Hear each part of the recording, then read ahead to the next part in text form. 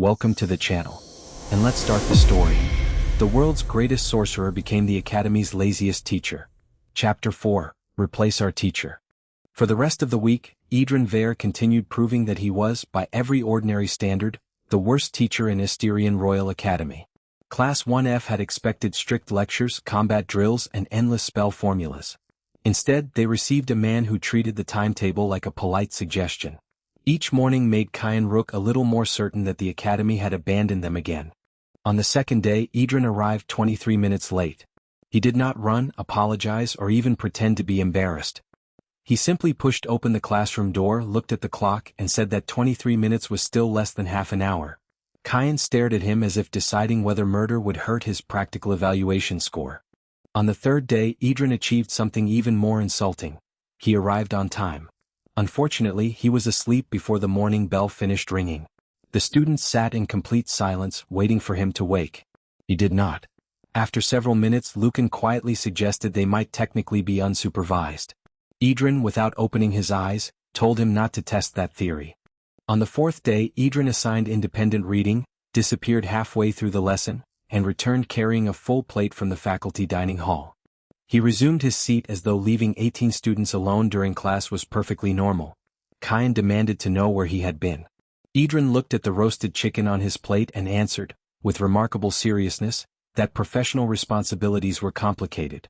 On the fifth day, the class discovered that Edran had been using a tiny wind spell to turn the pages of the book resting on his chest while his eyes remained closed. He claimed this counted as professional development because he was technically reading.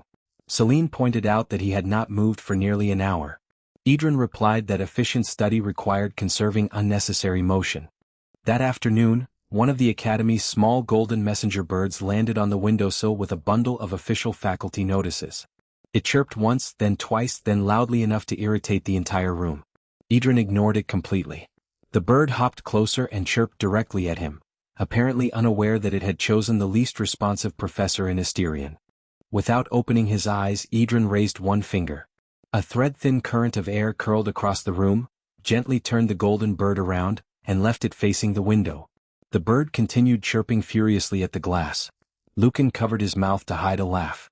Kyan did not. He was beginning to suspect that their teacher used genuine magical talent mainly to avoid responsibility. Kyan finally struck both palms against his desk. The crack echoed through Class 1F and silenced even the messenger bird. Edran opened one eye and accused him of disturbing the lesson. Kyan snapped that there was no lesson. Edran considered this, then corrected himself. In that case, Kyan was disturbing the absence of one. Several students failed to hide their laughter. Nearly 1 week had passed since Edran's arrival. He had ignored the official lesson plan, written almost no proper spell formulas on the board, assigned no conventional homework, and conducted no formal practical assessment. By every visible measure, Class 1F was receiving less instruction than before. If the Academy inspected the room that moment, Kyan was certain they would replace Edran before lunch. And yet, strange things kept happening. Celine's mana no longer collapsed when her water changed direction. Torin noticed weaknesses in walls before they cracked. Nia could silence a single object instead of smothering an entire room, and Euan could hide delayed lightning in metal pieces. Even Kyan knew they were improving. The fact that Edran had changed them while appearing to do almost nothing made him even angrier. Kyan stepped into the aisle and forced the class to stop pretending the problem would disappear. Their practical evaluation was only 16 days away. Every first-year class would be measured publicly, and Class 1F already carried the Academy's lowest ranking. Kyan did not want another year defined by sympathetic looks, lowered expectations, and instructors who treated them like students waiting to fail. Edran seemed unimpressed when Kyan reminded him that they were ranked last. Someone had to be, he said. Kyan demanded to know whether he cared. Edran answered that he cared deeply, but his expression did not change. To Kyan, that calm response looked exactly like every adult who had already decided 1F did not matter. Kyan pressed harder. Edran was supposed to prepare them, yet he had barely followed the curriculum. Edran insisted that he had been preparing them because, for the first time, they were thinking about magic instead of repeating it. Kyan said they had thought about magic before he arrived. Edran's answer was immediate and merciless. They had thought about it poorly. No one in the room could completely deny it. Kyan pointed toward the board as evidence of Edran's failure. Almost nothing useful was written there. Edran's name remained from the first day, along with Lucan's warning not to charge metal objects near water. Beneath it someone had added that the rule existed because of Lucan. A third line simply read, "And no regrets." Lucan looked proud. Kian looked ready to burn the board himself. Kian accused Edran of refusing to teach even one complete spell. Edran answered that they already knew beginner spells and did not need him to spend an hour reciting formulas they could read alone. Kian snapped that they were not children. Edran reminded him that they were 16. Lucan whispered that this was, unfortunately, difficult to argue with. Celine watched the argument and understood what Kian would never say directly. His anger was not only about the evaluation. Every instructor before Edran had treated Class 1F like extra paperwork, and Kian had promised himself this year would be different. He trained harder because he believed effort could force the academy to take them seriously. Edran's laziness felt like proof that nothing had changed. For the first time during the argument, Edran lowered the book completely and looked at Kian without sleepiness or amusement. He asked a simple question: what did Kian actually want him to teach? Kian did not hesitate. Combat magic. Not philosophy, not strange exercises, not lessons hidden inside jokes. He wanted something that could be measured, demonstrated, and used to climb out of Class 1F. Kian explained the practical evaluation in the language the academy used: spell power, casting speed, control, efficiency, and combat application. High-scoring students could be recommended for transfer into stronger classes. Everyone already knew the rules, but hearing them aloud changed the atmosphere. The evaluation was not only a test. For many of them it was a possible exit. There it was. The real reason behind the urgency: class transfers. A chance to escape the label of 1F. Edran's tired gaze moved from face to face. Some students looked away. Others pretended the discussion did not concern them. The possibility of leaving had lived quietly in the room long before Edran arrived. No one wanted to admit how badly they wanted the academy to say they belonged somewhere better. Edran asked Kian directly whether he wanted to leave the class. Kian answered that he wanted a class people took seriously. No one respected 1F, he said. Edran then asked the question that silenced everyone: did they respect it? The anger in the room faltered. For the first time, the students had to consider whether they had accepted the academy's judgment before ever trying to challenge it. Edran told them that changing classrooms would not solve anything if they truly believed Class 1F itself was worthless. New uniforms, new desks, and a higher ranking would not repair the belief that someone else had to certify their value.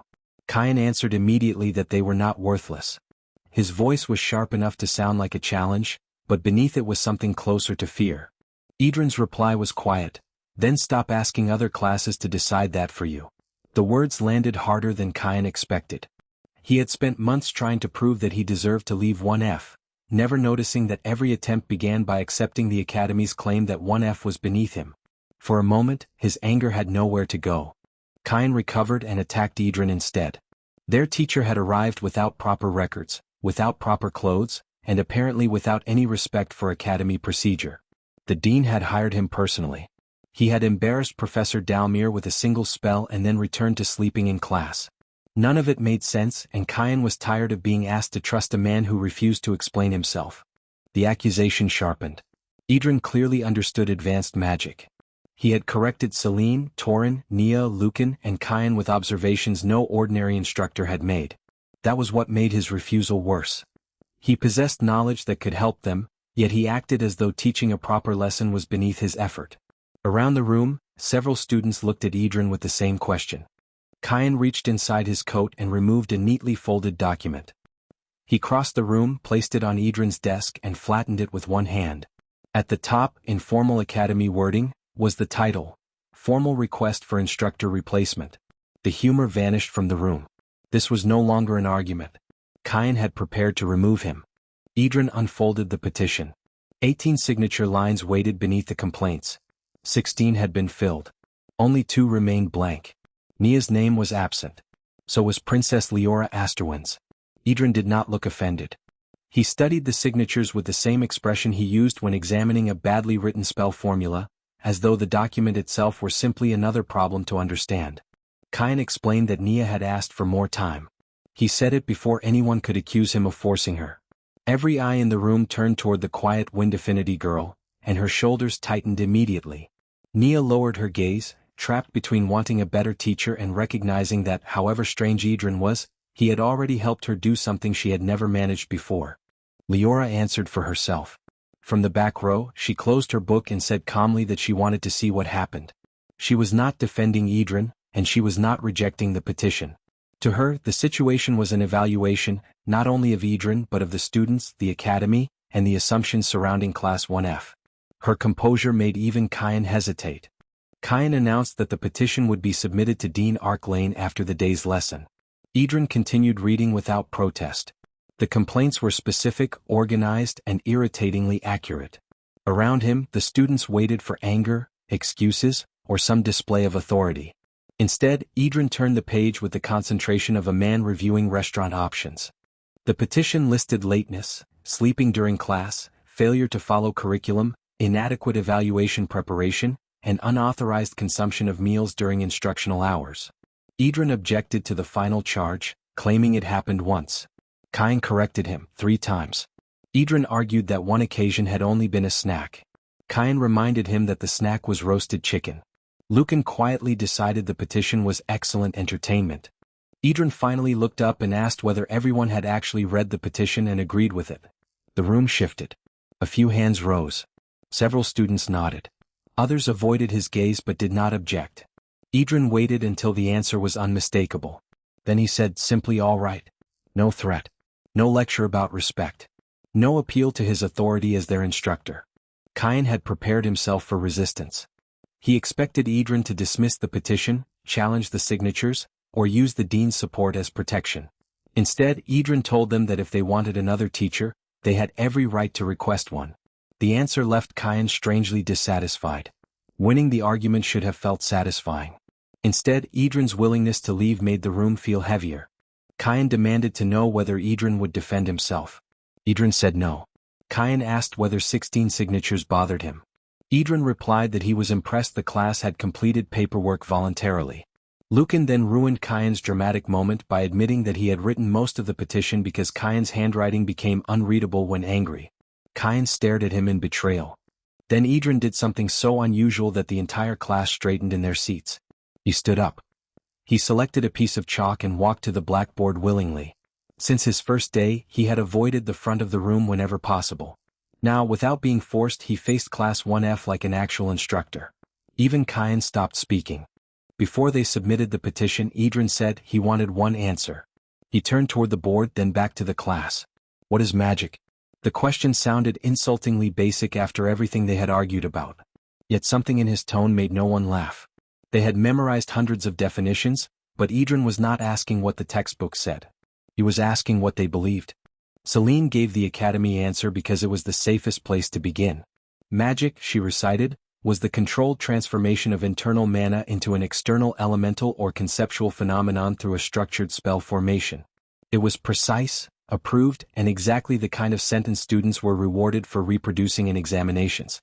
Edran listened without interrupting, then turned to the board. He wrote the definition in full and underlined a single word: structured. Why, he asked, did magic require structure? Kyan answered immediately that mana without structure dispersed. That was what every first-year student learned. Edran nodded as if accepting the answer, then asked the more dangerous question. Was that a law of magic or merely the method they had been taught to use? Edran turned to Lucan and asked about delayed discharge. Lucan lifted a charged coin and admitted he could not see any formation inside the metal once the spell was stored. Edran asked what kept it from collapsing. Lucan hesitated, then said the mana remembered the spell. The answer sounded simple, but the entire class heard the contradiction. Memory was doing work the visible formation was supposed to do. Edran moved through the class one example at a time. Celine's water continued moving after its original shape changed. Torin could sense and stabilize structural weakness without constructing a restoration spell. Nia could remove the sound of one object while leaving everything else untouched. Their own abilities had already stepped outside the neat borders of the academy definition. The textbook was not wrong, Edran implied. It was incomplete. Edran erased the definition from the board until only chalk dust remained. Definitions were useful, he told them, until people mistook them for laws. Then he looked directly at Kyan. If Kyan believed the Academy's method was the whole of magic, he should prove it. Edran told him to step forward and cast the best basic fire spell he knew. Kyan stepped into the open practice space at the front of the classroom. Mana gathered along his arm in a controlled rush, bright enough to paint the nearby desks red. A crimson spell circle formed before his palm, each rune locking into place with practiced precision. First circle fireball. It was the kind of spell every student learned early, but Kyan cast it with the seriousness of someone defending his entire education. The fireball stabilized above Kyan's hand, hotter and denser than a normal first-year spell. Its surface rolled without breaking, and the compressed heat remained tightly contained. Kyan had practiced this one spell thousands of times until every movement was automatic. If Edran wanted proof that structured magic worked, Kyan was giving him the strongest version of the Academy's answer. Edran did not praise the spell. He walked around it. He leaned slightly to one side, examined the runes, studied the compression, and looked at the flame from angles no examiner would bother checking. Kyan's irritation returned. Then Edran asked a question so simple that the room almost missed it. Why is it round? Kyan stared at him, waiting for the real question. None came. Kyan answered that it was round because it was a fireball. Edran asked why that mattered. Kyan explained that spherical compression stabilized the flame and made it efficient to launch. Edran asked why again. Each answer led to another question until Kyan realized that he was no longer explaining fire. He was explaining the instructions he had memorized for producing one approved result. Edran pushed further. If Kyan wanted light, the Academy gave him one spell. If he wanted heat, another. Cutting required another formation. Defense required another still. 4 intentions, 4 formulas, for separate answers. Kyan said that was how spellcraft worked. Edran corrected him gently. That was how the textbook organized spellcraft. Those were not necessarily the same thing. Celine half rose from her seat when Edran stepped closer to the fireball. The sphere radiated enough heat to make the air tremble, and no instructor with ordinary sense would place a bare hand inside it. Kyan instinctively tightened his control, afraid Edran was about to disrupt the spell. Edran did not cast a shield. He simply reached forward. His fingers entered the flame. Nothing happened to him. The fire did not burn his skin, blacken his sleeve, or even flare in resistance. Instead, it moved around his hand as though making room for something it recognized. Kyan's eyes widened. The mana was his. The spell circle was his. Yet the flame responded to Edran with a familiarity that made Leora's expression sharpen. Edran pinched 2 fingers together and drew them apart. The fireball stretched with the motion, lengthening into a brilliant crimson thread. The spell circle behind it remained unchanged. No rune had been rewritten. No new formation appeared. The Academy's supposedly fixed fireball had become something else without ceasing to be Kyan's spell. That single contradiction silenced every student in the room. The thread swept across the classroom in a smooth arc. It looped around the broken leg of a chair, tightened like a rope, and pulled the wood back into position. There was no scorching. No smoke. The flame behaved like tension rather than heat because that was what Edran wanted it to do. Kyan watched his own mana perform a task he had never been taught fire could perform. Then the thread divided. Dozens of thin crimson lines spread through the classroom with impossible precision. One tied a stack of books. Another gathered loose papers. Several closed the windows. A final line collected fallen pieces of chalk and placed them neatly on the ledge. The room glowed red, but nothing burned. Edran had turned Kyan's combat spell into a dozen tools without changing the original formation. With a small turn of his wrist, Edran drew the separate strands together. They twisted above his palm and became a tiny bird of living fire. It shook out its wings, sending harmless sparks into the air, then tilted its head as if curious about the room. The students stared. The transformation looked complex, yet Edran had not drawn a single additional rune. The little firebird flew toward Nia. She stiffened, expecting heat, but the creature landed delicately on her finger. Instead of pain, she felt only warmth, like sunlight through glass. Nia's fear softened into wonder. The same element that Kyan had always associated with force and destruction had become gentle without becoming less real. Edran had changed its purpose before changing its shape. The bird launched again and crossed the room toward Torin. Halfway there, its wings widened, its body stretched, and the tiny creature became a miniature lion made of flame. It bounded between desks without touching the wood. Torin followed it with a stunned expression. Kyan's fireball was no longer behaving like a projectile at all. It was responding like a living idea. The fire lion leaped once, then burst apart into dozens of glowing petals. They drifted over the class slowly, each ember bright but harmless. Celine reached up and touched one. The flame softened against her fingertip and became a curl of warm water vapor. She stared at the fading mist, realizing that Edran was not merely controlling fire. He was teaching intent to negotiate with form. The remaining petals spiraled back toward Euan.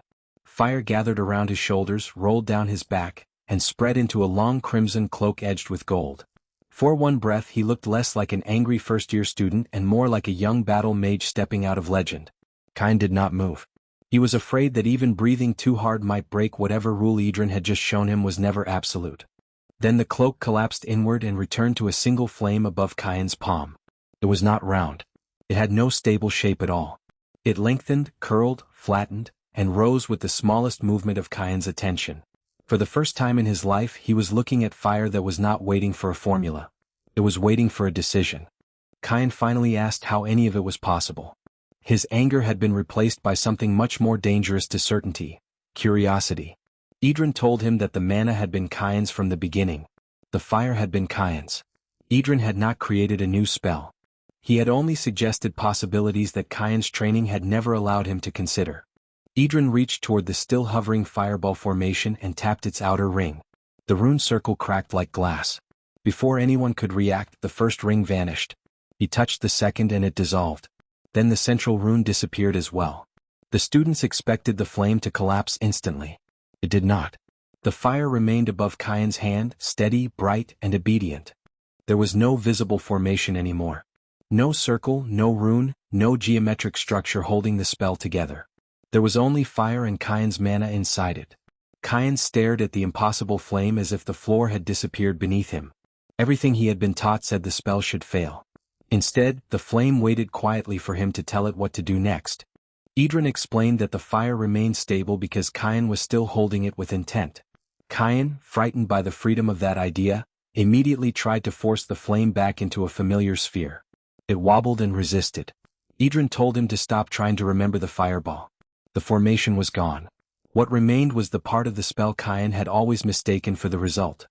Euan loosened his mental grip. The flame broke into dozens of crimson sparks around his hand. He expected them to disperse into harmless mana, but every spark remained suspended in the air. Each carried a fragment of his control. They were unstable, but they were still his. The sight was terrifying and exhilarating. For the first time, failure did not mean the magic had ended. It meant the magic had changed. He imagined the sparks circling and they circled. He imagined them stopping and they froze. He pulled them into a line, then attempted a rough bird like the one Edran had made. The result looked painfully lopsided. Lucan observed that it appeared injured.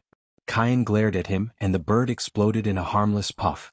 Lucan decided this still counted as progress. Edran returned to his desk as though dismantling a century of magical education had been a minor interruption. He told Euan that the mistake was believing Fireball was a completed spell. It was not. It was fire given one common set of instructions. The Academy had taught him a reliable answer and, over time, Euan had mistaken reliability for completeness. A spell formula, Edran explained, was a path. Paths were useful. They kept travelers from getting lost. They made difficult journeys repeatable and allowed knowledge to be shared safely. The problem began when people started believing the path was the entire world. Celine looked at her water. Torrin touched the stone floor. Nia studied the quiet surface of her desk. The lesson had already reached all of them. Euan tried again with a much smaller flame. He pictured a bird and concentrated so fiercely on wings, tail, and shape that the result became a burning lump with one uneven point. Lucan called it a potato. Euan threatened him without looking away. Edran corrected the real mistake. Euan was still obsessing over form. He was trying to draw a bird instead of deciding what he wanted the fire to accomplish. Edran lifted a tiny golden spark between two fingers and gave Euan a simpler instruction. Do not make the fire look like a bird. Make it fly. Euan focused on movement rather than appearance. His flame stretched, folded, and changed shape constantly as it crossed the room, but it moved exactly where he wanted. The form had become flexible because the intent had finally become clear. Edran's voice grew quieter. Fire never asked to become a ball. Outside, the afternoon bells rang across Asterion, their sound rolling through the old stone towers. No one in Class 1F moved. The sentence was almost absurdly simple, yet Euan understood what it meant. He had spent years mastering the answer to a question he had never been allowed to ask. Far beneath the western building, the first foundation pulsed. The black root pressed harder against the ancient seal, and the crimson eye hidden in the darkness opened wider. Something buried beneath Asterion had felt the exact instant Euan's visible spell formation disappeared. The classroom lesson above had touched a system older than the academy itself. A whisper moved through the underground chamber, the forbidden method. Edran heard it as clearly as if someone had spoken beside his ear. For a moment, faint golden chains appeared beneath the skin near his chest, and the first seal around his heart burned in warning. His expression did not change. He forced the reaction down before any student could see how much that single lesson had cost him. Kyan's wandering flame drifted over the petition on Edran's desk. One corner caught fire. Kyan reached toward it too late, but Edran touched the flame with a single finger. It stopped instantly, frozen at the edge of the paper without consuming another line. The 16 signatures remained visible beneath the scorch mark, now sitting beside proof that the teacher they wanted removed had just changed everything they understood. Edran slid the petition back across the desk toward Kyan. He reminded him that wanting to replace his teacher was still a valid choice. Nothing Edran had demonstrated erased the complaints, the lateness, or the sleeping. Kyan looked down at the signatures, then at the free flame hovering beside his hand. The decision that had seemed obvious an hour earlier suddenly required thought. Around the room, everyone processed the lesson differently. Celine looked uncertain, as though revising an entire library inside her head. Torrance studied the ceiling with new attention. Nia rested one hand on her silent desk. Lucan rolled a charged coin across his knuckles. Leora's expression revealed nothing. For the first time, however, none of them could pretend Edran had done nothing for Class 1F. Kyan asked why Edran had not shown them any of this on the first day. If he knew how to teach like this, why waste nearly a week? Edran answered with another question. Would Kyan have listened? Kyan opened his mouth, then stopped. On the first day he had already decided Edran was a failure. He realized with immediate irritation that Edran knew the answer before asking. Edran told the class that they had spent the week waiting for him to prove he deserved to teach them. He had spent the same week waiting for them to decide whether they actually wanted to learn. A student could memorize thousands of spells while refusing to question a single one. Edran could not teach them freedom by forcing it into their hands like another formula. Kyan slowly folded the petition instead of carrying it toward the dean. He gave Edran one more day. One proper lesson, tomorrow, and then the class could decide what to do. Edran accepted without celebration. His only instruction was that everyone bring the spell they hated most, the one that never worked correctly no matter how often they practiced it.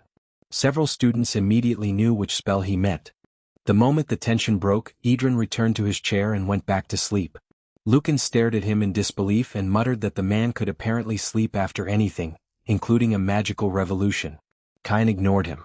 A thin thread of fire curled around his finger without burning his sleeve. He watched it move and realized he was no longer thinking about transferring classes. At the back of the room, Leora opened her notebook and wrote one sentence.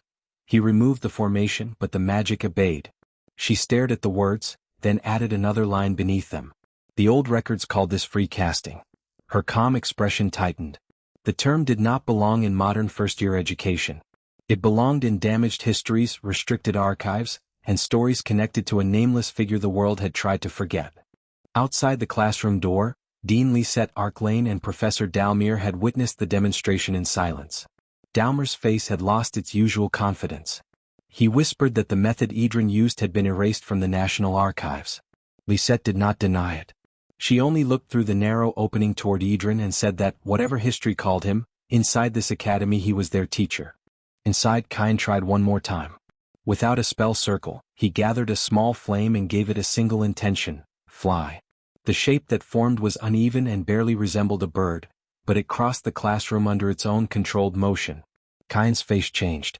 Behind the desk, Edran opened one eye, watched the lopsided firebird reach the other side, and allowed himself the faintest smile before closing his eye again. Deep beneath Asterion, another crack spread across the first foundation. The black root tightened around the ancient seal, and the crimson eye opened further in the darkness. Something old remembered the sensation of magic moving without permission, without structure, without the chains that had once defined it. Above, Class 1F had learned a new way to cast. Below, something that had once ruled magic began to remember why that method terrified it. Chapter 5. Magic has no correct shape. The next morning, Class 1F was full before the first bell, an event unusual enough to feel suspicious. Lucan had arrived 12 minutes early and arranged 6 numbered metal coins across his desk. Celine brought 3 water flasks. Torrin moved closer to the stone wall. Nia lined up a wooden block, a glass cup, a metal spoon and a small bell. Every student had brought the spell or object connected to the magic they hated most. Beside the window, Kyan practiced with a flame no larger than his fingertip. It became a line, a ring, something resembling a bird, and then a burning chicken. Kyan crushed it immediately. Lucan said that version had personality. Kyan insisted it had no wings and looked ridiculous. When Lucan suggested the fire might have intended to become a chicken, Kyan raised the flame threateningly. Lucan wisely turned away, still smiling. At the back of the room, Leora studied the notes she had made after yesterday's lesson. Free casting. Formation meant guidance. Intent might mean authority. She had underlined that final possibility twice. Edran had removed Kyan's spell formation, yet the fire continued to obey, an impossibility in modern theory. The surviving royal records connected that forbidden method to only one figure, the nameless liberator. Footsteps approached and Leora closed the notebook before anyone could see. Everyone looked toward the door. Nothing happened. 5 seconds passed. Kyan called it a false alarm. Lucan suggested Edran might finally be early, but Kyan checked the clock and announced that their professor was already late. The first bell rang with the doorway still empty. Kyan's eyebrow twitched. Edran had promised a proper lesson today, and Kyan was already preparing to treat that promise as another failure. 1 minute later, the door opened. Edran entered carrying his satchel in one hand and a perfectly white pillow embroidered with the Asterion faculty crest in the other. His worn coat was unchanged and his hair looked worse than yesterday. The whole class stared. When Kyan demanded an explanation, Edran called the pillow teaching equipment. He had promised a proper lesson, he explained, not an uncomfortable one. Edran placed the pillow on the teacher's chair, adjusted it carefully, sat down and leaned back. Flames appeared around Kyan's hands. Edran told him to relax, denying that he intended to sleep. Then he rested both hands on the desk and the room changed. For once, his posture was not completely lazy. His eyes moved across every student with quiet focus, and the class realized the promised lesson had already begun. Edran reminded them that yesterday he had ordered everyone to bring the spell they hated most. Several students straightened. He pointed at Kyan first because Kyan looked impatient. Kyan argued that he always looked impatient, which Edran considered proof of his excellent choice. Kyan claimed he did not hate any of his spells. Edran stared until 8 seconds of silence defeated him. Finally, Kyan admitted the truth. Flame shield. Kyan stepped into the practice area and raised one hand. A crimson spell circle locked into place, and dense red fire spread sideways into a curved barrier almost 2 meters wide. It looked impressive, strong heat, excellent coverage, and clean structure. Edran asked why Kyan hated it. The answer came immediately. The spell was slow, expensive, and unstable whenever he moved. Its impressive appearance concealed everything wrong with it. Edran demanded measurements instead of complaints. Kyan admitted Flame Shield required 3.2 seconds and nearly twice the mana of Fireball. Then he stepped sideways. The barrier followed for half a second before one edge broke apart and scattered. Kyan repaired it, moved again, and watched the same failure repeat. His previous instructor had told him to increase compression and strengthen the outer layer. That helped slightly, but it never solved the real problem. Kyan explained that his heat accumulation affinity favored direct attacks. Defensive casting wasted the pressure. Edran asked whether Kyan enjoyed increasing compression. Kyan said no. Edran called that good. Kyan hated Flame Shield because he was trying to force fire to behave like a wall. When Kyan protested that the spell was literally called Flame Shield, Edran replied that the name was part of the problem. A piece of chalk floated into Edran's hand. On the board he wrote function and shape. The function of Kyan's spell was defense. Its shape was a shield. Edran crossed out shape and told him he needed only the first. Kyan asked how anyone could defend without a shield. Edran tossed him the chalk and ordered him to throw it. The instruction explained nothing, which was apparently how Edran preferred to teach. Kyan threw the chalk. Edran summoned no barrier. A flame no larger than a candle appeared above one finger. When the chalk entered the heated air, its path curved around Edran's head and landed gently on the desk behind him. Kyan realized Edran had redirected it with heat. Edran asked the real question. Why stop an attack if he could simply make it miss? Kyan cast Flame Shield again. Edran ordered him to keep the intention, defense, but remove the wall. Kyan tried flattening and reshaping the barrier, making it more unstable. Edran stopped him. He was not supposed to replace one shape with another. He had to release the form and let the fire decide how to protect him. Kyan insisted that made no sense. Edran promised it would. Kyan released his grip on the shield's form. The The barrier collapsed inward and he instinctively tried to rebuild it. Edran stopped him. Instead of disappearing, the fire began circling Kyan's body as thin ribbons of heat around his shoulders, arms and back. The airflow shifted. Temperature rose unevenly around him. There was no wall, only moving currents responding to everything that entered their space. Edran threw 3 pieces of chalk. Kyan reacted and the heat currents shifted around him. The first piece bent upward. The second curved left. The third slowed before reaching him, allowing Kyan to catch it. His eyes widened. The spell had blocked nothing, yet every attack had failed to land. Edran leaned back and said only one word, "There." Kyan moved across the practice area. The heat currents followed naturally without collapsing or slowing him. When he checked his mana use, he found the spell consumed less than half the power of his old flame shield. Edran explained that Kyan had wasted energy forcing fire to imitate stone. Kyan increased the current speed, and the air around him warped. For the first time, defense felt compatible with his affinity. Kyan asked what would happen if someone attacked from behind. Edran tapped his temple. Heat changed whenever something entered it. Kyan's magic should notice before he did. Slowly, Kyan understood. The currents could detect movement, redirect attacks, aid mobility, and perhaps create counterattacks. Flame Shield had been only a wall. This unnamed spell was a complete field of awareness built from Kyan's natural fire. Kyan released the spell and asked what it was called so he could record it. Edran raised an eyebrow and asked why it needed a name. When Kyan insisted, Edran suggested Steve. The classroom fell silent. Lucan covered his mouth and Celine failed to hide a laugh. Kyan refused to name his new defensive technique Steve. Edran told him to invent something himself and pointed toward Celine for the next lesson. Celine brought one of her flasks forward and named Water Spear as the spell she disliked most. Water rose through a blue formation and became a long, perfectly balanced spear. Then Celine increased the pressure. The tip flattened, the shaft bent, and every correction distorted another section. Finally, the rigid spell collapsed into a floating mass and fell back into the flask. The harder she forced it, the less it behaved like water. Celine explained that greater force made the spear harder to keep straight. Edran called that obvious because water disliked being a stick. Kyan noticed the similarity to his fire lesson. Celine argued that Water Spear required a rigid shape to pierce. Edran pointed toward a stone practice block and asked whether a river became a spear when it cut through rock. When Celine answered no, he told her to stop trying to stab everything. Celine formed Water Spear again. Edran told her to remove the spear but keep the purpose. The rigid shape dissolved into a floating stream. When Celine said she wanted it to pierce the target, Edran corrected her. Piercing was the result. What should the water itself do? After thinking, Celine answered that it should move through the target.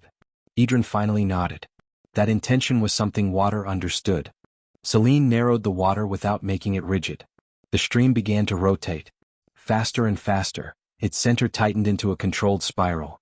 She used less pressure than before, yet the moving water no longer fought against its own structure. It gathered force through motion rather than stiffness. The spell stopped looking like a weapon and began behaving like a river compressed into one precise path.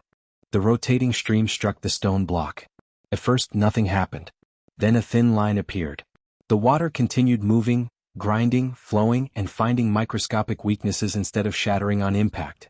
Within seconds, it bored through the entire block and sprayed from the other side. Silence filled Class 1F. Celine released the spell and stared at the clean hole she had created with less force than before. Celine touched the edge of the hole and realized she had used less pressure. Edran explained that she had stopped wasting power preserving the spear's shape. Water Spear was not wrong, nor had he forbidden it. It remained useful, but it was only one answer.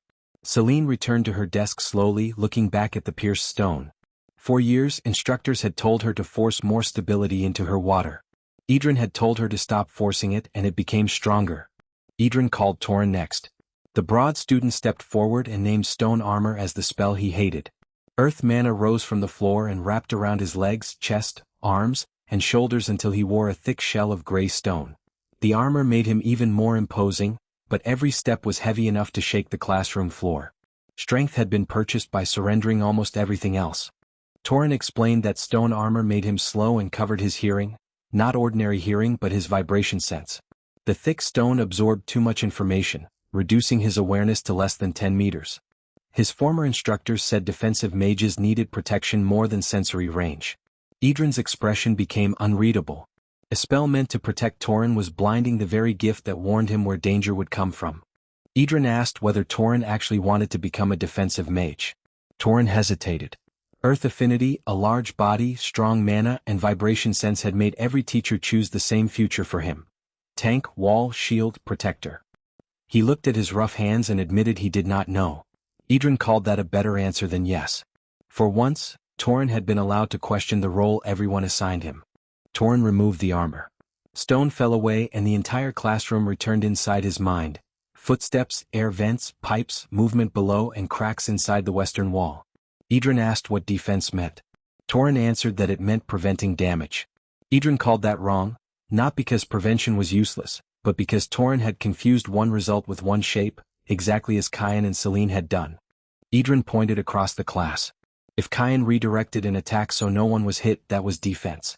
If Celine cut the floor beneath an enemy before they attacked, that was defense. If Nia silenced an incantation, that was defense. Torin understood the conclusion before Edran said it. Defense was not standing still and allowing the world to strike him. It could begin before the attack existed. Torin placed one hand against the floor. Every shift in the room opened to him. Kyan adjusting his weight, Lucan touching a coin, Celine moving toward a flask. Edran asked where an attack might come from. Torin answered honestly, everywhere.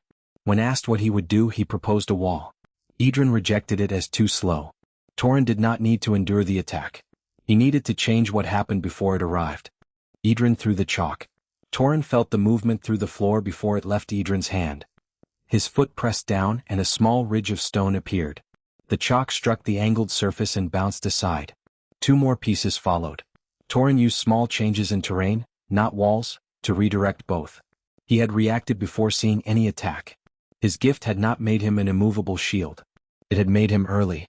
Lucan joined the test and threw a coin from the side. Torin felt his foot shift and lifted the floor beneath Lucan's heel. The throw went high and struck the ceiling. 4 seconds later, lightning discharged from the coin. Lucan jumped and shouted that it had been charged. Kyan covered his face. Edran ignored the chaos and repeated the lesson. Torin did not need armor if he knew where the attack would be before it arrived. When armor was truly necessary, Edran showed Torin another answer. Stone rose again, but only as narrow plates along his forearms, shoulders, chest, knees, and spine. The joints remained exposed. The armor was lighter and flexible, while Torin's feet stayed connected to the floor and his vibration sense remained clear. Edran told him to protect what needed protection, not everything. Torin moved without resistance and smiled, small but genuine. Edran called Nia. The quiet girl stiffened as every student turned toward her. She looked from the objects on her desk to Edran. He did not rush or encourage her. He simply waited. That patience gave her enough space to stand, carry the small bell to the front, and name the spell she hated, Silent Field. Her voice was quiet but everyone heard it. Nia placed the bell on the desk and released Silent Field. Pale green wind spread across the front half of the classroom. Kyan moved his mouth without sound. Lucan clapped, but nothing reached anyone's ears. Even the moving bell remained silent. When Nia released the spell, sound returned all at once and Lucan's final clap echoed far too loudly. Nia flinched. The field worked, but it silenced allies as completely as enemies. Nia explained that narrowing Silent Field made its edges unstable. Edran pointed at the bell. If she wanted only the bell silenced, why was she silencing the room? Nia answered that this was how the spell worked. Edran recognized the same prison again. He told her to forget the spell and asked what created sound. Vibration, Nia answered. Air carried it, but air did not have to be the thing she controlled. Nia placed one finger against the bell and sent wind mana directly into the metal. She rang it. The bell moved visibly but the sound vanished at the source. She tried the wooden desk, then her shoe. A tap and a stamp produced nothing. Lucan declared the technique dangerous. Nia looked toward Kyan with the faintest smile. Kyan immediately warned her not to experiment on him. Edran gave Nia a harder task: silence one object without touching it. Nia said she could not. Edran asked whether she had ever tried. When she admitted she had not, he called the conclusion premature. Nia faced the bell. Instead of spreading wind around the room, she directed a narrow current toward one precise point. The first ring remained faintly audible. The second became quieter. The third vanished completely. The class watched as Nia's shoulders slowly relaxed. She was controlling only what she chose, not everyone, not everything, just the source. The spell demanded less mana and no longer trapped her classmates inside unwanted silence. For the first time, Nia's gift felt precise rather than intrusive. Edran noticed the change in her expression and, with unusual tact, did not mention it. Edran pointed at Lucan and told Nia to silence him. Lucan's smile disappeared. He stood to object, but his voice vanished halfway through the sentence while his mouth continued moving. The class burst into laughter and even Nia laughed quietly. When she released the spell, Lucan's unfinished objection returned at full volume, causing a second wave of laughter. Edran described the entire humiliation as educational. Nia returned to her seat still hiding a smile. Edran called Lucan next. Lucan sighed that his suffering never ended and carried 6 numbered coins to the front. 4 had controlled delays, 2, 4, 8 and approximately 12 seconds. The remaining 2 were unstable. Edran called that good. Lucan blinked. No teacher had ever responded positively to the word unstable before. Lucan named Lightning Bolt as the spell he hated. Kyan objected that Lucan cast it well. Lucan agreed, casting was not the problem. He could not make the lightning arrive when he wanted. He charged a coin. The spell circle flashed, energy entered the metal, and nothing happened until 4 seconds later when the coin discharged. Immediate lightning required dangerous overload. To Lucan, every successful cast still felt defective. Edran asked what lightning was good at. Lucan gave the answer everyone expected: speed. Edran rejected the general answer and asked what Lucan's lightning was good at. Lucan looked at the coins and finally said waiting. Edran agreed without mockery. The answer sounded ridiculous only because every instructor had treated difference as failure. If Lucan's lightning waited naturally, then his task was to make waiting useful. Lucan tossed back the coin. Edran told Lucan to stop measuring how late the lightning was. He should measure when it arrived. Lucan could set different delays, remember them, and activate multiple charges. He had never tried more than 3 because the textbook recommended no more than 2 simultaneous delayed spells. Edran told him to burn the textbook. Celine hurriedly suggested that he meant figuratively. Edran clarified that he did not. Lucan charged 4 coins with different amounts of mana and threw them across the practice area. They landed at 4 positions and waited. The first discharged after 2 seconds, the second after 4, then the third and fourth. Blue-white lines crossed the floor in a sequence. At first, Lucan saw only delayed spells. Edran told him to look at the positions rather than the individual bolts. The first discharge would force anyone inside the square to move left. The second blocked that route. The third closed the rear. The fourth activated at the only remaining escape point. Lucan's eyes widened. He had not created 4 late lightning bolts. He had created a trap. The delay was not a weakness inside each spell. It was the timing that connected all 4 into one tactical decision. Lucan tried again with 5 coins. He stopped thinking about separate spells and began imagining the sequence. Where an opponent would move, where they would escape, and where the next discharge should already be waiting. Lightning activated in a pattern that was not fast but inevitable. Lucan stopped smiling. If he knew where someone was going, his lightning did not need to arrive quickly. It could already be there. Lucan returned to his seat slowly. The coins no longer represented a delayed defect. They were pieces of a battlefield that had not happened yet. He rolled one across his fingers with quiet concentration, already testing patterns inside his head.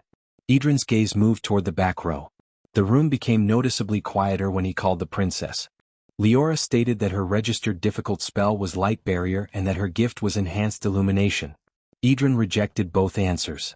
The classroom froze. Leora's expression sharpened as Edran left the teacher's desk and walked toward the back row. He knew Light Barrier was not the spell she hated, and he knew the gift written in the Academy records was false. For the first time, the princess looked genuinely cornered. Edran stopped beside Leora's desk. She reminded him that she wanted to know why the Academy barrier had recognized him. Edran answered that she wanted knowledge about him while refusing to control the thing inside herself. Beneath the desk, Leora's fingers tightened and a faint golden line appeared around them. No other student noticed. Edran did. His warning was immediate: do not. The light vanished before the first foundation could answer. Leora said her real spell could not be demonstrated because it was dangerous. Edran asked what spell she hated. After a long silence she answered, lock. It did not know the difference between what should remain closed and what should be allowed through. Edran understood. The crown gate was not merely opening boundaries, it was judging them, and it judged poorly. A gift that could mistake prison for protection was too dangerous for a public lesson. Edran postponed Leora's lesson because it required privacy. Kyan protested until Edran asked whether he wished to participate in an unstable royal boundary gift. Kyan declined. Leora accused Edran of revealing her secret. He defended himself by saying he had not mentioned Crown Gate, then realized he had just said it aloud. The room went silent. Leora covered her face. Edran looked mildly embarrassed, and Lucan silently confirmed that this was their best teacher. Edran returned to the front and announced that 13 students remained. A collective groan rose from the class. One girl asked whether he truly intended to do this for everyone. Edran said yes and looked offended by the doubt. They had demanded a proper lesson, now they were receiving one. The student lowered her hand, and the remaining class prepared to discover how much of their own magic they had misunderstood. For the next 2 hours, Class 1F learned how little it understood. A wind girl who hated wind blade discovered that air could remove balance instead of cutting. An earth boy whose stone bullet always curved learned that his gift followed metallic traces. A struggling light healer found that his mana preferred preventing damage to repairing it. A shadow student realized Shadow Bind wanted to copy movement rather than stop it. None received a new spell, only a truer use for the magic already theirs. Edran taught through questions. What? What were they trying to accomplish? Who had told them the spell must look that way? What happened if they stopped forcing it?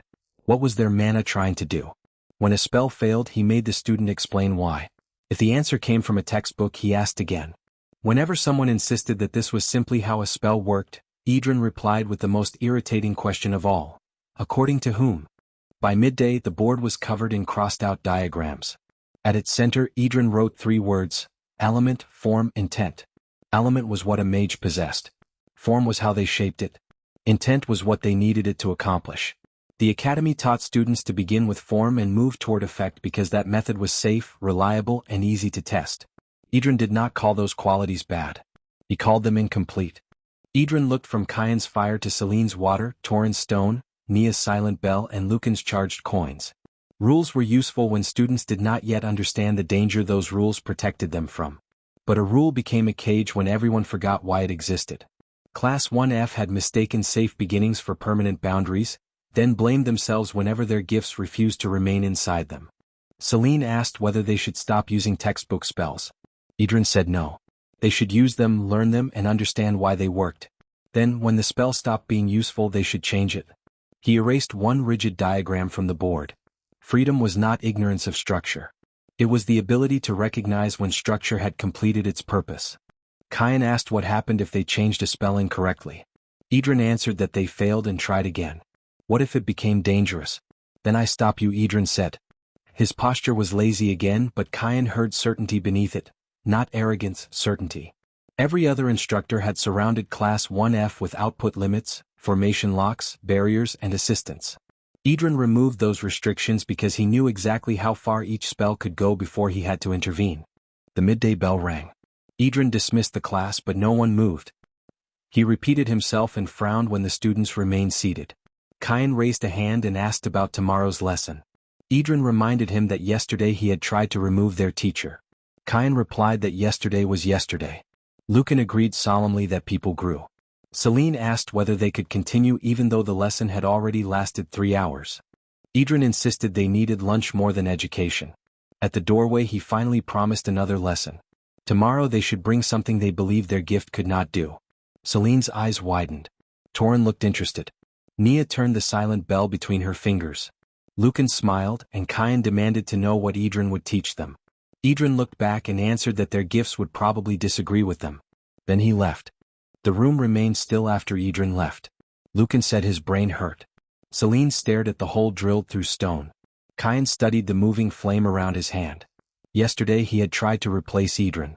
Today he wanted the man to keep talking, which irritated him almost as much as Edran himself. Then Torin placed one hand against the floor and warned that people were standing outside. Torin counted 20 people, then 26. Lucan opened the door and a crowd nearly fell into the classroom. Students from classes 1D and 1C, 2 from 1B, several second years, and a third year still holding a notebook froze in the doorway. Lucan stared at them. They stared back. One claimed they had all been passing by together. No one in Class 1F believed him. Kyan asked how long they had been listening.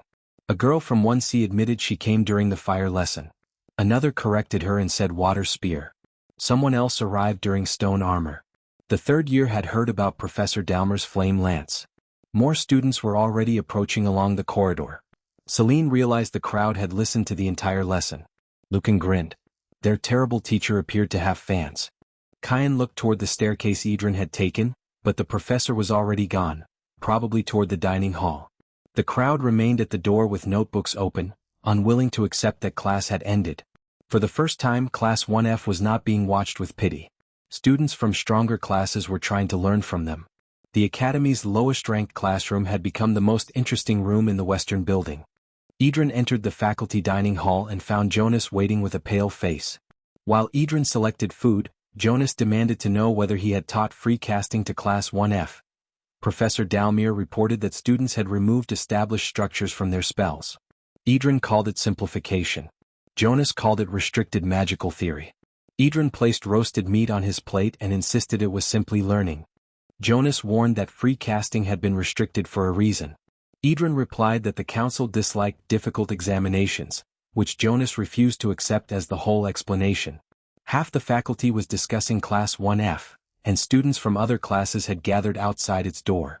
Edran stopped choosing food only when Jonas said almost 40 outsiders wanted to attend tomorrow. His first sincere concern was that the classroom would become crowded. Edran refused visitors.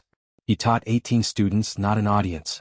Jonas said all 18 had attended and the outsiders were already asking Dean Arklane for permission. Across the dining hall, Lisette raised her teacup. She had heard everything. Edran pointed at her with a piece of bread and said no. Lisette took one calm sip and smiled slightly. Edran understood immediately that tomorrow would be worse. Deep beneath Asterion, no laughter reached the first foundation. Only magic. The black roots spread across the ancient seal while thin crimson veins crawled through the stone. The eye in the darkness remained open. It had felt 18 spells change, not merely grow stronger but become freer. Another crack expanded across the foundation as something beyond the seal shifted in response. A distant voice whispered, "Free magic." Another voice answered, older, deeper, and angrier, "He is teaching it again." The black root pressed harder. Golden light rose from the ancient seal and resisted it. For one instant, the entire foundation trembled. The buried presence no longer recognized Edran merely as a teacher. It remembered the method, the fear attached to it, and the man who had once taught magic to move without permission. Far above, Edran stopped in the middle of a bite. His hand moved toward his chest as the first seal around his heart burned, then abruptly stopped. Across the dining hall, Lisette's slight smile disappeared. She had noticed the pain he concealed. Edran looked down through the stone floor, no longer amused by the faculty, the visitors, or tomorrow's lesson. Edran kept his gaze on the floor. Something beneath Asterion was no longer merely watching the students change. It was learning from them. Deep below, the crimson eye reflected fragments of Kyan's heat currents, Celine's rotating water, Torin's responsive stone, Nia's precise silence, and Lucan's waiting lightning. Class 1F had discovered that magic possessed no single correct shape. The prisoner beneath the academy had begun discovering the same thing. Next episode, Chapter 6, The Classroom Becomes Famous. Thank you for watching. Please do like, share, and subscribe.